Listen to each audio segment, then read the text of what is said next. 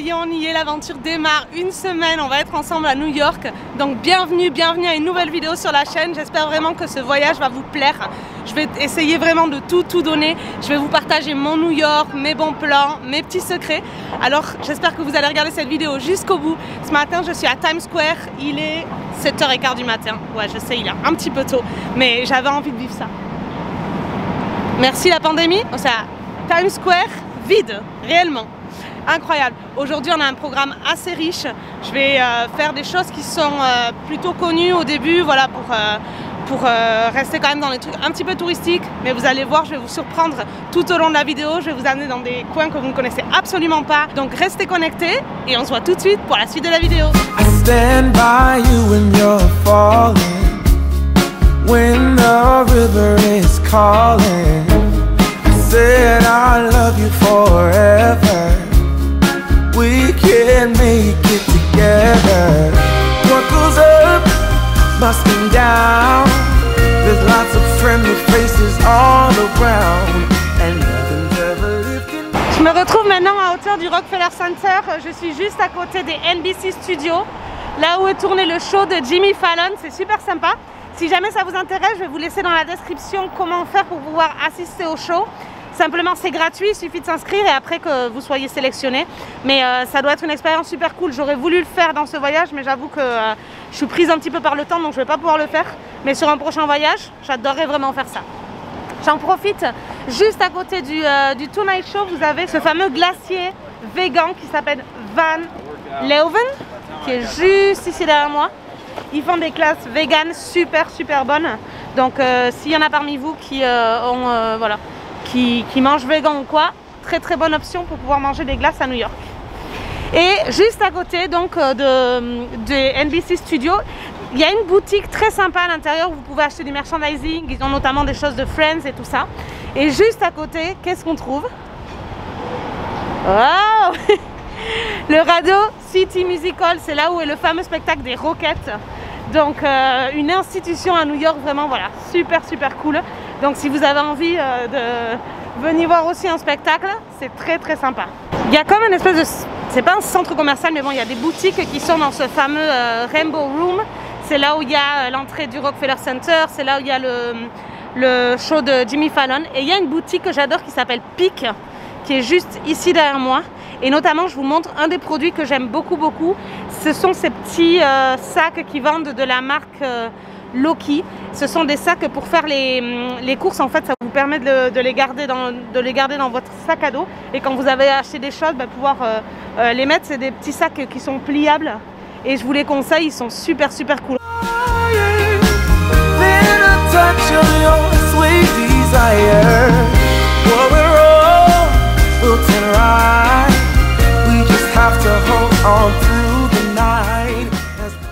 Après un petit détour par le côté du Rockefeller Center, je suis en train de descendre par la 5e avenue pour rejoindre Grand Central Terminal, la gare de train.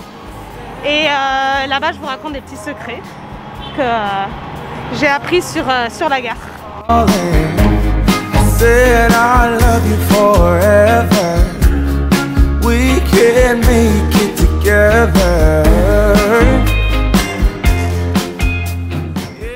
Désolée pour la couleur orange, mais la luminosité, c'est pas leur fort ici apparemment. Donc on est dans l'intérieur de Grand Central Terminal et on est dans un des endroits préférés des fans de Gossip Girl. Je suis désolée, je pense que vous aurez préféré voir Serena au lieu de me voir à moi, mais elle n'est pas venue aujourd'hui. Aujourd'hui, je suis devant The Campbell Apartment. C'est un happy hour super fréquenté ici à New York. D'ailleurs, pendant de nombreuses années, il a été voté comme meilleur bar à cocktail des USA. Donc vraiment, voilà, les cocktails super cool ici. Je vous raconte un petit peu l'histoire. Ça s'appelle The Campbell Apartment parce qu'à la base, c'est le bureau de Monsieur Campbell. Campbell, c'était un milliardaire qui habitait ici à New York, sauf que lui, il n'avait pas envie d'avoir son bureau à Wall Street. Donc, qu'est-ce qu'il a fait? Il a dit, je vais me faire construire mon propre bureau. Donc, il est venu à Grand Central Terminal et il s'est fait construire son bureau. Un peu style Renaissance, très sympa avec des petites touches médiévales. Franchement, l'architecture est sublime. Donc c'était son bureau à la base. Après, avec le temps, il y a eu des travaux qui ont été faits jusqu'à que finalement il remodèle l'appartement pour que ça redevienne vraiment comme il était à la base. Ça a quand même coûté 2 millions de dollars les travaux qu'ils ont fait pour qu'aujourd'hui on puisse aller siroter des petits cocktails en pensant à cette fameuse scène de Nate et Selena. Les fans de Gossip Girl savent très bien de quoi je parle.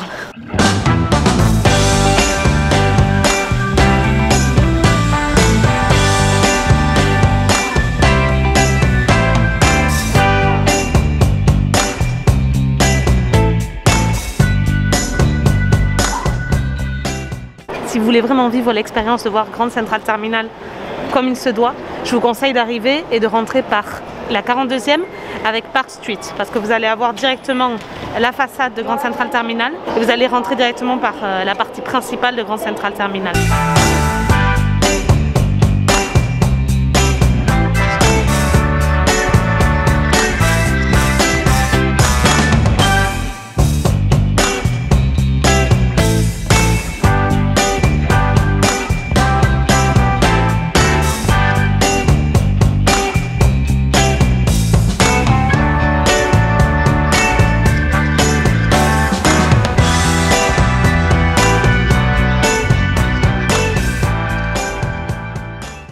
Bon, je vous raconte un petit peu l'histoire de Grand Central Terminal. Donc on va imaginer un petit peu New York vers le 19e siècle. C'est une ville bien évidemment qui est en plein essor. Le transport de marchandises est très important. Donc ils créent une ligne avec des locomotives qui vont en fait connecter le nord de Manhattan au sud de Manhattan. Qu'est-ce qui se passe? Le problème, c'est qu'en fait, à cause de toutes ces locomotives, il y a une pollution énorme et les New-Yorkais finissent par s'étouffer en fait. Donc, il faut qu'ils trouvent une solution. Et c'est grâce à ce fameux monsieur Vanderbilt que vous allez voir sur plusieurs monuments de New York et notamment le Summit. Parce que le Summit, en fait, c'est l'édifice de One Vanderbilt. C'est de son nom à lui, c'est de sa famille à lui. Il décide, parce qu'il a quand même 16 ans à l'époque, avec sa petite fortune, de créer des lignes de transport et des lignes pour continuer à acheminer les marchandises à l'intérieur de New York. Parce qu'en fait, à l'époque, ils étaient obligés de descendre du train à la 42e Street et de partir en calèche s'ils voulaient continuer à aller dans le sud de l'île parce qu'il n'y avait pas de moyen de transport qui descendait jusqu'en bas en fait. À l'époque, il faut se rendre compte que ce qu'il y avait en fait, c'était des locomotives, d'accord? Donc le souci qu'il y a eu, c'est qu'il y a eu vraiment beaucoup d'accidents parce qu'en fait, cette locomotive, elle circulait au milieu de la ville, mais les gens autour, ils marchaient, ils étaient en calèche, c'était pas genre une ligne à part et que les gens étaient protégés. Donc il y a eu tellement d'accidents que finalement, Vanderbilt, il décide en 1913 de créer Grand Central Terminal et de passer au système électrique. En 1940, c'est pas rien, il y a quand même 65 millions de passagers qui passent par cette gare. Et quand on voit la décoration, quand on voit comment c'est fait, parce qu'après je vais vous expliquer le nombre par rapport, par exemple, ne serait-ce que l'horloge qui est là juste derrière moi. Quand je vais vous dire le prix, vous allez dire oh my god quoi. Les décorations, tout, c'est incroyable. Pourquoi est-ce qu'il y a besoin d'avoir quelque chose d'une telle qualité? Parce qu'on se dit au final, c'est juste une gare, les gens traversent. Mais c'est pas juste une gare en fait. Parce que c'est le point de contact, le premier point de contact avec Manhattan. Donc il faut que quand les gens arrivent ici, ils se rendent compte et qu'ils voient pourquoi ou comment et qu'ils se rendent compte que cette ville est tellement grandiose qu'ici on peut tout faire et qu'il suffit vraiment voilà, de s'efforcer et qu'on peut vraiment avoir une belle vie ici à New York, à Manhattan. Quand vous rentrez dans la gare, à l'entrée, vous allez voir qu'il y a une plaque qui est dédiée à Jackie Kennedy. Cette histoire m'a paru passionnante. À l'époque, en 1913, c'est la folie. Tout le monde adore Grand Central Terminal, c'est un symbole de la ville, c'est voilà. Tout le monde est in love, quoi.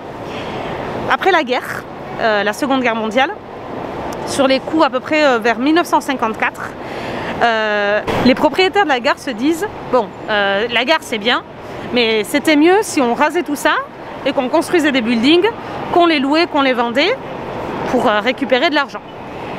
Qu'est-ce qui se passe? À New York, Grand Central Terminal, c'est pas n'importe quoi, c'est un symbole super fort de la ville. Donc les New-Yorkais, ils sont pas du tout d'accord. Ils essayent de faire passer Grand Central Terminal. Il y a une loi en fait qui existe qui permet de faire passer certains monuments de la ville comme des monuments historiques et donc que ce soit interdit de les raser et de les enlever. Les propriétaires de Grand Central Terminal, ils sont pas du tout d'accord avec cette décision, donc ils vont attaquer la ville de New York en justice. Quand ils sont au tribunal, le juge rend sa décision et il dit ben oui, non, moi je vous permets, vous pouvez raser tout ça, il n'y a pas de problème. Du coup, le Times et 25 000 journaux de New York commencent à mettre en gros titre destruction de Grand Central Terminal, c'est horrible, ce n'est pas possible, le symbole de la ville, naninana. Qu'est-ce qui se passe? Et là, c'est ça qui m'a fait vraiment beaucoup rigoler quand j'ai lu cette histoire. Jackie Kennedy, à l'époque, elle avait déjà remodelé la Maison Blanche. Et ce matin-là, je sais pas, moi je vous le dis comme ça, je l'imagine comme ça dans ma tête, elle est en train de boire son café et puis elle prend le Times et puis elle voit, waouh, destruction de Grand Central Terminal. Et elle fait un bond de 4 mètres bien évidemment et elle dit non mais c'est pas possible, on peut pas détruire Grand Central Terminal. Du coup, elle commence à créer des associations, des manifestations, elle fait vraiment beaucoup de choses, elle bouge, je pense qu'elle devait avoir des contacts, etc. Non contente de prendre les journaux, de faire des manifestations et tout ça, Jackie Kennedy, elle va carrément écrire une lettre au maire de New York. Le maire, quand il va lire la lettre, il va être tellement ému du contenu de la lettre qu'il va décider de faire appel à la décision. Il va contacter le juge pour essayer de faire appel à la décision. Les propriétaires qui, quant à eux, ne sont absolument pas d'accord, vont faire appel directement à la Cour suprême. Donc là, ça rigole plus. Jackie Kennedy, elle va créer un train qui s'appelle le Landmark Express et qui va traverser plusieurs villes de New York, en fait, avec des followers, des gens qui soutiennent sa cause. À l'intérieur, presque 300 personnes, pour essayer justement de continuer dans la lutte et de pouvoir sauver la Grand Central Terminal. Au bout de 3 ans, la ville de New York réussit à obtenir que ce monument devienne monument historique de la ville et que finalement il ne soit pas détruit. Et c'est pour ça qu'il y a cette plaque commémorative là-bas, c'est pour la remercier de tout ce qu'elle a fait et surtout d'avoir permis que Grand Central Terminal continue à être le symbole qu'il est aujourd'hui de la ville de New York.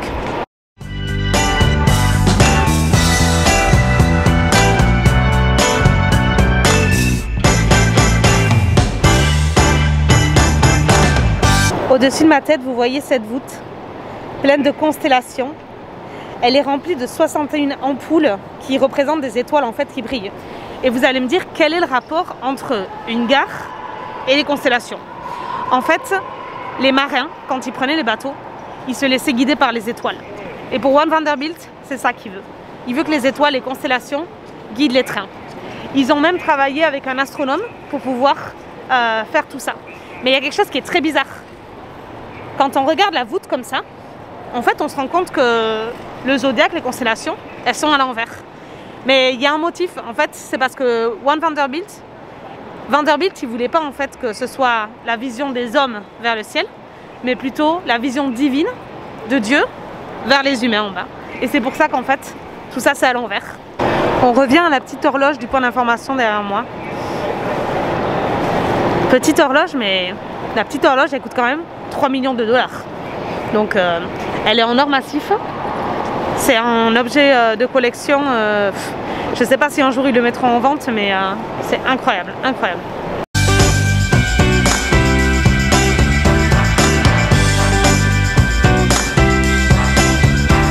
Grand Central Terminal est un vrai labyrinthe, donc prenez votre temps pour bien découvrir tous ces petits secrets, mais je vais essayer de vous mettre plus ou moins les coins par lesquels il faut passer pour que ce soit un petit peu plus simple pour vous.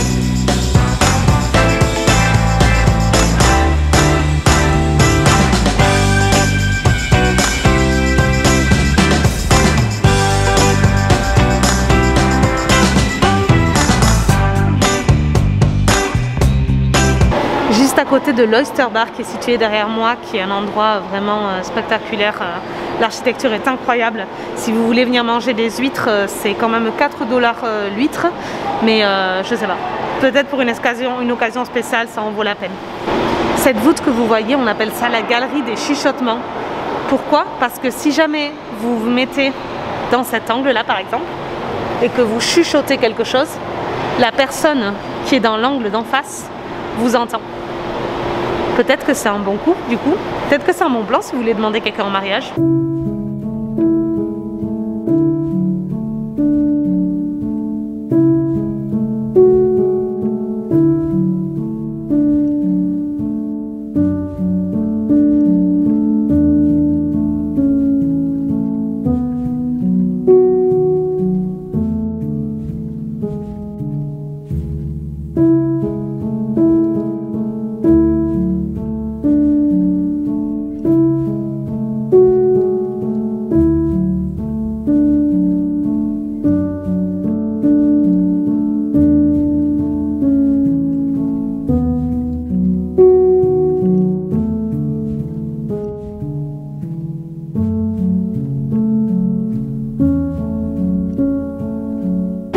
Je viens tout juste de sortir de la bibliothèque de New York. J'ai été voir une exposition qui s'appelle Treasures.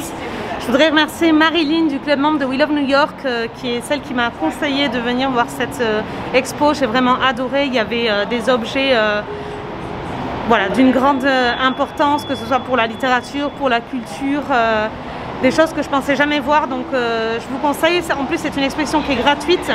Maintenant, avec le Covid, il suffit simplement de, en ligne, faire une réservation. Il vous donne un ticket avec un QR code et puis après, vous pouvez venir voir l'expo. Ça prend pas non plus énormément de temps, mais voilà, je trouve que c'était intéressant. Petit détail important concernant la librairie de New York, la bibliothèque. On ne peut plus maintenant visiter la bibliothèque de nous-mêmes, la partie où il y a les livres. C'est obligatoire de faire partie d'une visite en fait guidée qui est gratuite. Elle a lieu aujourd'hui, c'était 10h30 et 1h30. C'est là que vous avez l'occasion d'accéder à toute la partie où sont les livres et donc ce que vous voyez habituellement sur les photos. Mais de toute façon, quoi qu'il en soit, même si vous ne pouvez pas participer à la visite guidée, le bâtiment vaut vraiment la peine. Et si vous pouvez checker avant de venir quelles sont les expositions qu'ils ont, j'ai trouvé ça vraiment très intéressant.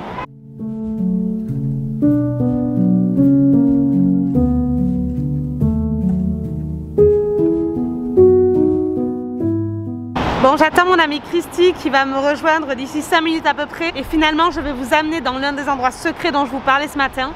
On va aller boire un coup au Campbell Apartment. Et je pense que ça va vraiment être super sympa. Je vous amène tout de suite.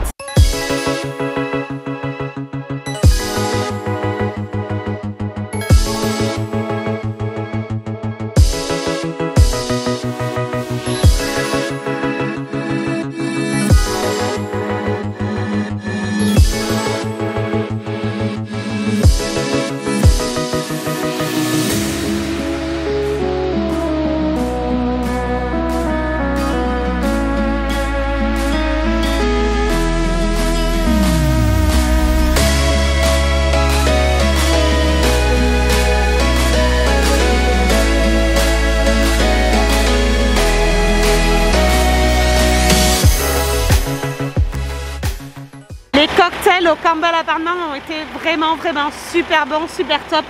J'ai adoré l'ambiance, j'ai adoré le décor, c'était parfait simplement.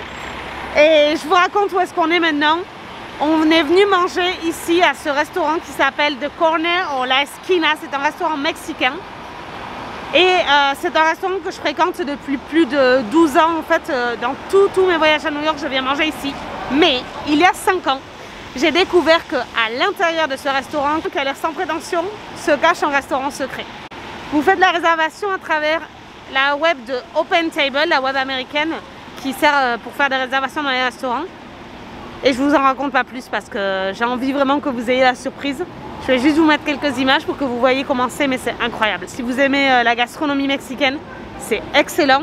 Et comparé au prix de New York, franchement, c'est que dalle quoi. On peut manger peut-être pour 20-30 $ par personne grand max. Et ça en vaut vraiment la peine. Les saveurs sont incroyables. Les serveurs sont super sympas. Il y a un DJ, il y a de l'ambiance. Et puis cette expérience d'être dans un resto secret, voilà, c'est vraiment la chose que je peux partager avec vous. C'est tout pour aujourd'hui. J'ai finalement terminé ma soirée au pop-up de Stranger Things que j'ai adoré. Vraiment beaucoup de détails, c'était super bien fait. Cette vidéo est la première d'une longue série sur New York, donc abonnez-vous à la chaîne si vous ne voulez pas les louper. Et on se retrouve très bientôt dans une prochaine vidéo.